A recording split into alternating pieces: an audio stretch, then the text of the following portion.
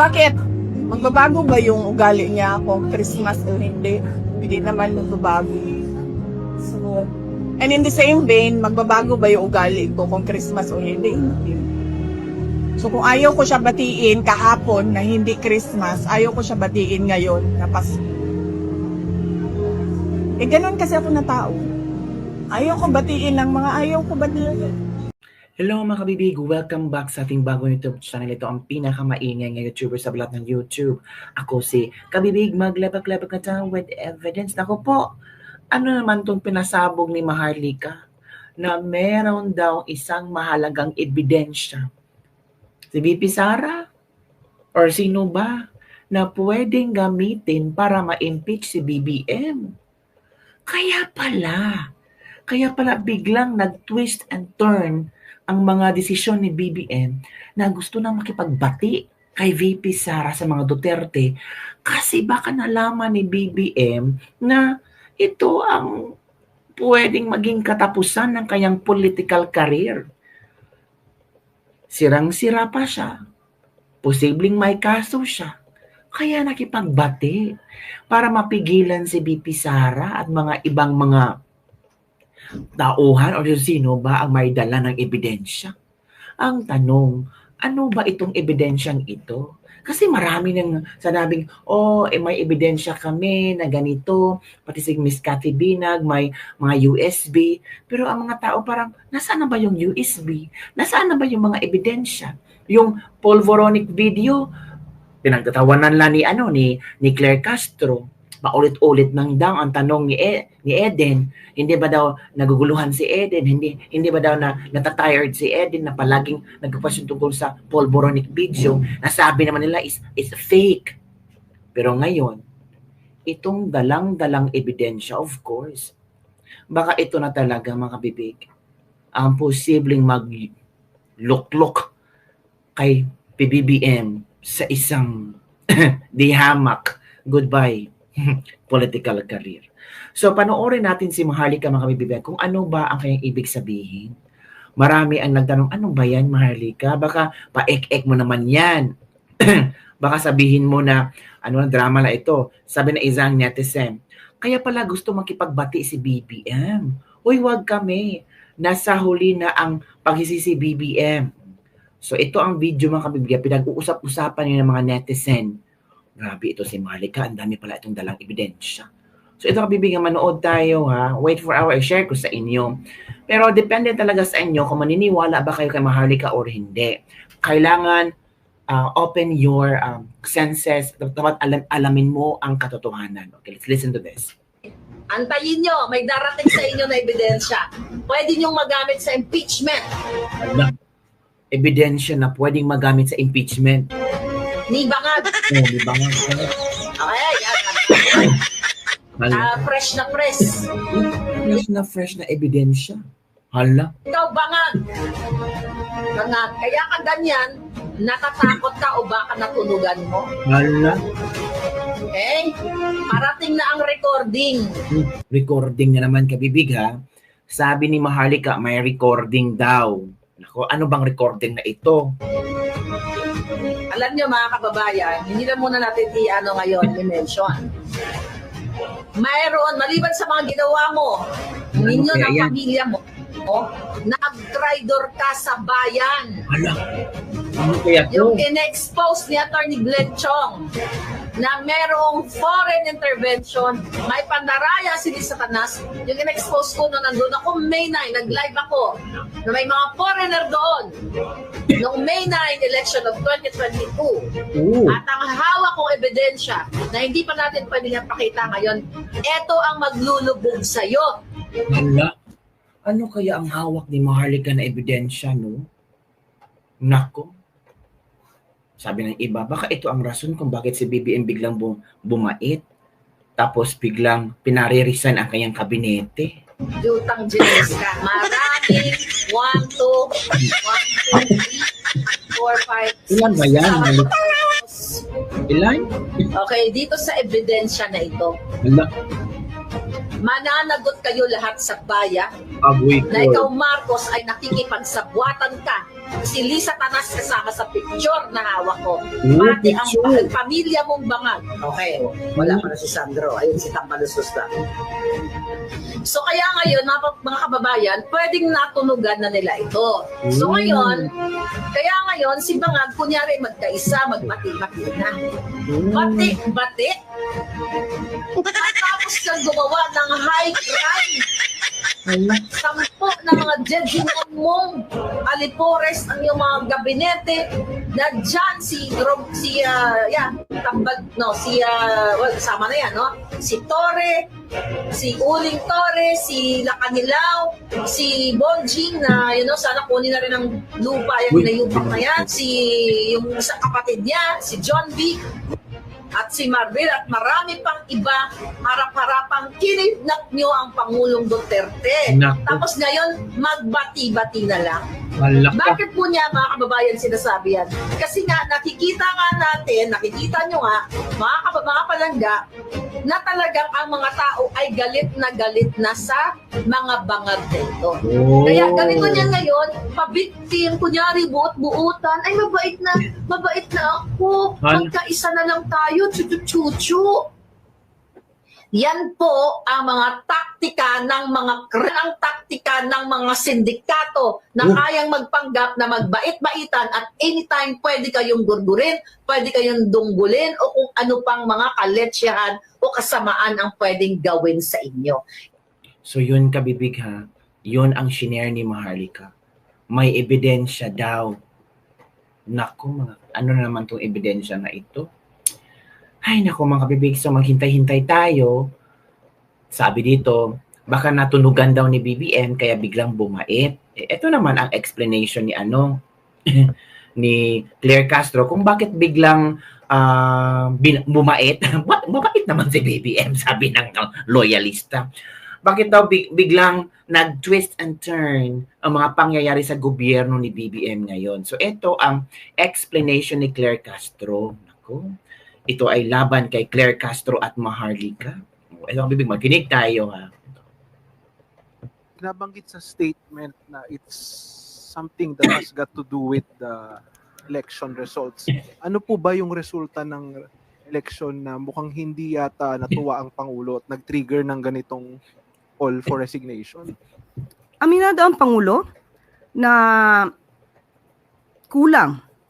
Kulang sa kanyang paningin, nakulangan siguro ang taong bayan sa naging performance ng gobyerno, kaya hindi nila nakuha yung pinaka-target na numero especially sa Senado.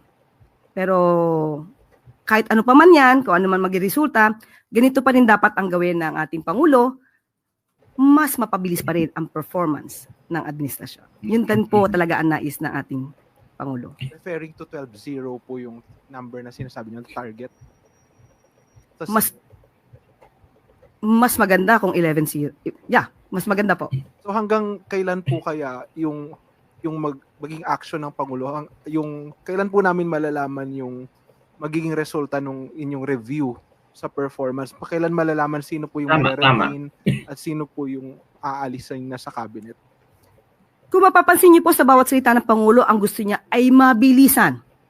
So asahan niyo po ang mas mabilis na action dito. Hintayin na lamang po natin dahil ka-announce lamang po ito kahapon. Yung time frame? Yusek, how frustrated is the president for him to lead into this direction, asking all the cabinet to submit their courtesy resignation, and how big a factor is his most recent approval ratings?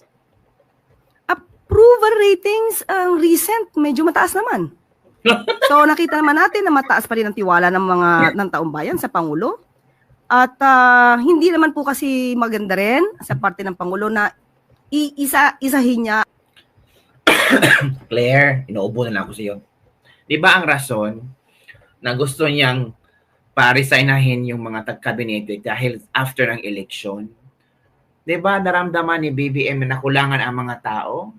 Tapos sabihin mo mataas ang trust rating? Paano tumaas ang trust rating kung nakukulangan ang mga tao?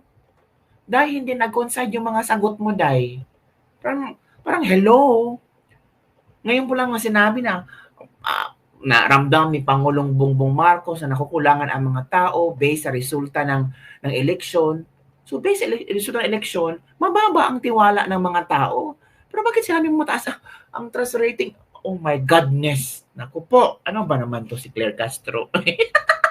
Walang script. Basahin mo muna ang script Ang dahil bawat secretary, alamin kung ano ba ang performance mo, kaya dapat lahatan po ito. Para sabi nga nila, magkaroon ng elbow room ang Pangulo sa pagpili ng tamang leaders na mamumuno sa kanyang administrasyon. Nako po, for 3 years, wala pa rin palang tamang kabinete. Ano ba naman yan? Nagsasayang lang pala ng taon kung until now hindi pa rin nakapili ng mga tamang tao para mamalakad or umupo sa mga different cabinets. Sino ba mang ilalagay dyan? Natatawa ako sa mga explanation nila. Parang pinaiikot-ikot lang yung mga tao, ginawang tanga ang mga tao, courtesy resignation, tapos i-check pa pala yung performance. Dapat sana before courtesy resignation mo, chinek mo muna yung performance. And the next day, doon ka na maglabas na, ito yung hindi, ito yung kick out, ito yung mag-retain. Diba? Ay, ewan ko sa inyo. Ito pa. Another video, kabibig pa. Ako, niniwala ako sa statement nito, mga kabibig. Share ko sa inyo, mga kabibig, ha. Kasi, kay Claire, punta tayo kay dito. Manood tayo dito, mga kabibig, ha. May ano tayo ba? Wide ang ating... Matawa-tawa naman niya. Ito ang naging prangkang reaksyon ni dating National Defense Secretary Norberto Gonzales sa eksklusibong panayam ng SMNI News kaugnay ng pahayag ni Pangulong Ferdinand Marcos Jr. na nais nitong makipagsundo sa mga Duterte. Matatanda ang sinabi ni Marcos Jr. na ayaw na daw niya ng gulo at kaaway. Pero para kay Gonzales, insulto lamang ito sa mga Duterte. Paliwanag pa niya, bakit pa makikipagsundo si Marcos Jr. sa pamilya Duterte kung naipakulong na nito ang dating Pangulo at may nakaambang impeachment trial laban kay Vice President Sara Duterte. Para kay Gonzales, malinaw na isa itong anyo ng pambabasto sa pamilya. Correct, I agree. I agree with the statement of Gonzales. Pambabastos. Pinagtatawanan niya ang mga Duterte. Parang pinaglalaroan niya, pinapaiikot sa palad. Ito na nangyari, nakulong ka na. Sige, ngayon gusto kong makipag-areglo. Gusto kong maging friends ulit kami ni Sara. Gusto kong gagamitin ulit si Sara para mambudol ng mga tao. Ay, dapat mag-courtesy resignation ang mga cabinets ko. Oo, para talagang sincere ako na gusto ko na ng peaceful, walang gulo sa politika. Yung ganoon ba? Magpa-interview tayo kay Katunying para more people will believe me. Ano ba naman yan? Tama, tama ang komento ni ano. Ang gawing tanga yung sabi mo, willing out. Pagkatapos mo, ipa-arrest yung tatay. I-impeach mo pa. Tapos sabi, hindi, kasundo na lang tayo. Mahirap yan. Ika nga, Tapos sinasabi na ang Malacanang ay wala nang hindi na magko-comment tungkol sa impeachment, ayon ng Nako, ang anak mo ang unang pumirma ng impeachment, tapos yung pinsan mo ang panghuling pumirma sa impeachment. Ano ba naman yan? Wala ka bang boses sa pamilya mo or sa kamag-anak mo or sa anak mo na wag anak? Kasi hindi yan maganda. Diba? Pero ngayon gusto mo ng reconciliation. mo now, wag mo nang insultuhin pa. Kasi lalo lang magagalit siya. No? Dahil dito, payo ni Gonzales kay Pangulong Marcos Jr., itigil na ang pagkukunwari at huwag nang magbalat kayo at kunwari naghahangad ito ng pagkakaibigan. Agree. Tama talaga. At akala mo malilinlang mo si VP Sara, yung una, nalinlang mo, nabudol mo kasi nandun si Aimee, baka si Aimee nabudol mo rin. Pero ngayon ang mga tao hindi. Ay, ewan ko. Ay, nako. Lalo na kung ang kilos naman niya ay malinaw na salungat sa kanyang pinagsasabi. Kung may gagawin siya, tuloy niya na. Huwag yung kunyari, friendly siya. Dapat kung may gusto siya, may binabalak siya na para ibagsak yung kalaban niya, linawin niya at ituloy niya. Wala pang opisyal na pahayag mula sa kampo ng mga Duterte, kaugnay sa panibagong pahayag ni Marcos Jr. Sa kabila nito, matatandaan na nauna nang iginiit ni Vice President Sara Duterte na hindi siya ang klase ng taong pumapayag sa areglo. lalo na sa mga taong anyay ng gulo sa kanya at sa kanilang pamilya. Para sa Diyos at sa Pilipinas, kung mahal, Almar Forzuelo, SMNI News.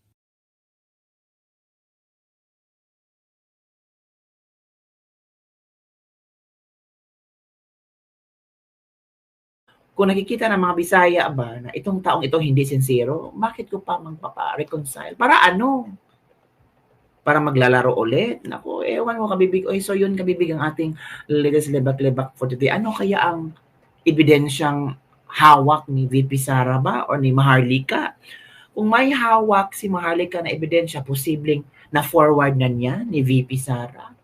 At kaya daw nakipagbati si BBM.